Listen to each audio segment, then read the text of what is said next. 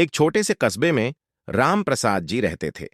उम्र 70 के पार हो चुकी थी, लेकिन हर सुबह वे अपनी पुरानी साइकिल पर चढ़कर सब्जी बाजार जाते और ताजी ताजी भिंडियां बेचते। उनकी आंखों में हमेशा एक चमक रहती थी, क्योंकि उनके दो बेटे थे, दोनों ही समाज में ऊंचे ओहदे पर। बड़ा बेटा अजय कुमार शहर का नामी वकील था, हाई कोर्ट में बड़े बड़े केस लड़ता था।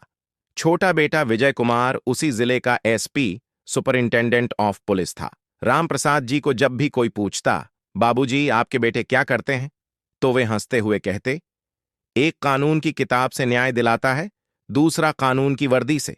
लेकिन राम प्रसाद जी आज भी कभी कभी बाजार में भिंडी बेचने बैठ जाते। बेटों को कभी नहीं बताते। वे कहते, मेहनत का स्वाद भूलना नहीं चाहिए। सब कुछ ठीक चल रहा था। एक दिन बाजार में राम प्रसाद जी अपनी छोटी टोकरी लेकर बैठे ही थे कि एक चमचमाती काली स्कॉर्पियो गाड़ी वहां आकर रुकी। उसमें से एक मोटा तगड़ा आदमी उतरा। नाम था बलवंत सिंह। बलवंत कस्बे का बड़ा ठेकेदार था, नेताओं का करीबी, पुलिस को भी पैसे खिलाकर काम निकालता था। उसने राम प्रसाद जी की टोकरी देखी और बिना पूछे एक मुट्ठी भिंडी उठाकर सूंघने लगा। राम प्रसाद जी विनम्रता से बोले, साहब ताजी हैं, 1 किलो ले लीजिए ना। बलवंत ने नाक सिकोड़ी और कहा, अरे बूढ़ू, ये क्या बेच रहा है, एकदम सूखी सूखी, बेस्वाद लग रही हैं। राम प्रसाद जी बोले, नहीं साहब, घर से अभी अभी तोड़ी हैं, आप छक कर देख लीजिए। बलवंत ने हंसते हुए एक भिंडी मुंह में डाली, चबाया और थू थू कर दिया। फिर बोला, हट पागल, ये तो जहर जैसी है, मैं 1 पैसा नहीं दूंगा।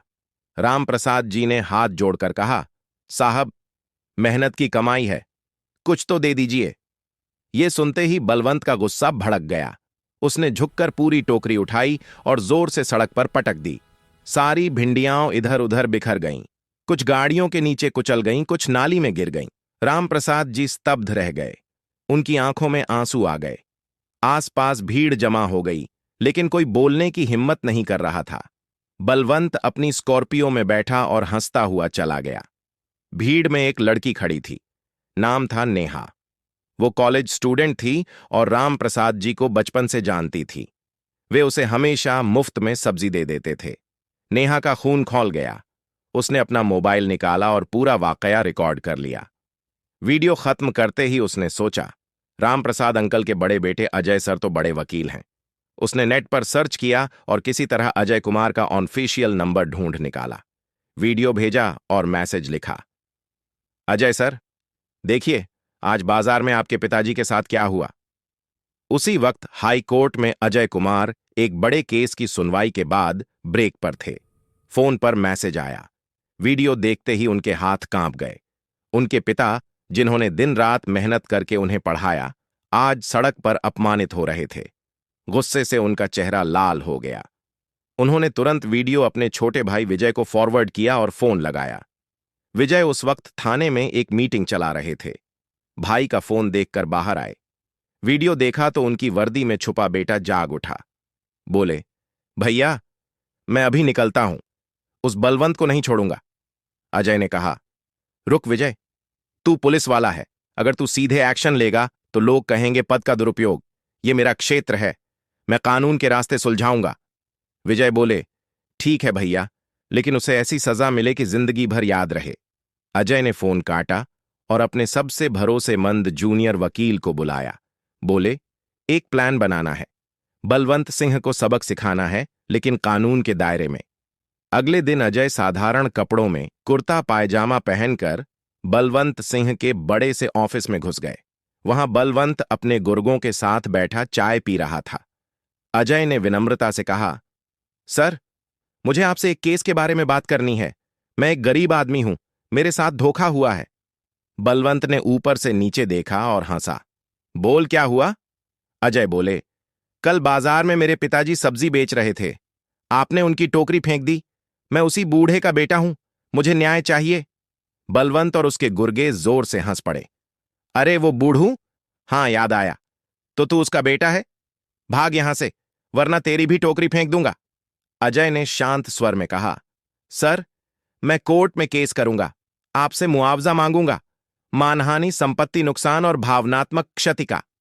बलवंत ने ठाका लगाया, जाकर ले, मेरे पास पैसे हैं, वकील हैं, जज भी मेरे यार हैं, तू गरीब क्या लड़ेगा। अजय चुपचाप मुस्कुराए और बाहर निकल गए। उसी शाम बलवंत को कोर्ट से नोटिस मिला। केस दर्ज हो चुका था, लेकिन असली खेल अब शुरू हुआ। अजय जानते थे कि बलवंत के पास पैसा और रसूख है, इसलिए उन्होंने एक चाल चली। उन्होंने नेहा से कहा कि वो बाजार के सभी दुकानदारों से बात करे और पूछे कि बलवंत ने पहले भी किसी के साथ ऐसा किया है या नहीं। 2 दिन में नेहा ने 10 से ज्यादा गवाह ढूंढ निकाले। सबके साथ बलवंत ने इसी तरह गुंडागर्दी की थी, लेकिन डर की वजह से कोई बोला नहीं था। अजय ने इन सब को कोर्ट में पेश किया, साथ ही बाजार के सीसीटीवी फुटेज और नेहा का वीडियो सबूत के तौर पर पेश किया। बलवंत ने अपने महंगे वकील लगाए, लेकिन अजय की तैयारी इतनी मजबूत थी कि जज साहब भी हैरान रह गए। केस की सुनवाई के दौरान बलवंत को कोर्ट में बुलाया गया। वहां वो घमंड से भरा हुआ आया, लेकिन जब एक एक गवाह ने उसके खिलाफ बयान दिया, उसका चेहरा पीला पड़ने लगा।